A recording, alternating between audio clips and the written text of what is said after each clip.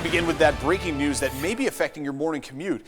2 people are dead after a crash at Lake Mead in Pecos. 13 Action News anchor Nina Porciuncula has been gathering information at the scene. What do we know so far, Nina? Ross and Jackie, this continues to be a very active scene out here. Once again, we are at the intersection of Pecos and Lake Mead where that fatal crash happened, and we do know that 2 people are dead this morning because of that fatal crash. Now, once again, this is the scene out here. It's actually a little bit south of that intersection here. That's where the investigation is focused right now. We do know that 2 vehicles are involved in that crash. The 2 people who died were actually in the same vehicle. Now, another vehicle where the other driver involved in that crash is actually also here at the scene. We do know that the driver is alive, and apparently, according to police, that driver is uninjured.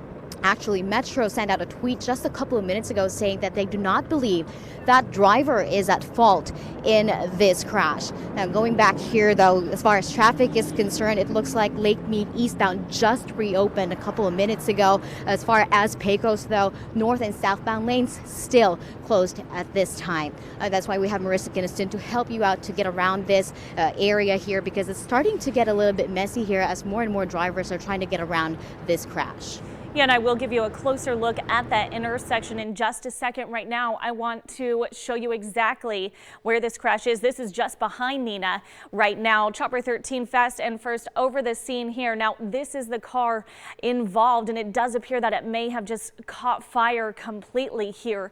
So not a lot left over here. There has been debris in the roadway. You can see some of that there. So crews will be needing to clean this up throughout the morning. Our photographer Jason is in Chopper 13 for us this morning. As he zooms out, here's what Nina was talking about. Pecos is completely shut down this morning. Now, a little bit earlier, they did have to shut down eastbound Lake Mead just very briefly, but that is completely back open. So Pecos is going to be your only concern this morning. That is going to be both directions of Pecos closed at Lake Mead. I know that says Lake Mead is closed, but Pecos is the one that's closed this morning at that major intersection. You can go ahead and use Mojave or Lamb if you are trying to get around it. Again, police do expect to be out there for the next several hours. Kelsey, that is going to be through that morning commute.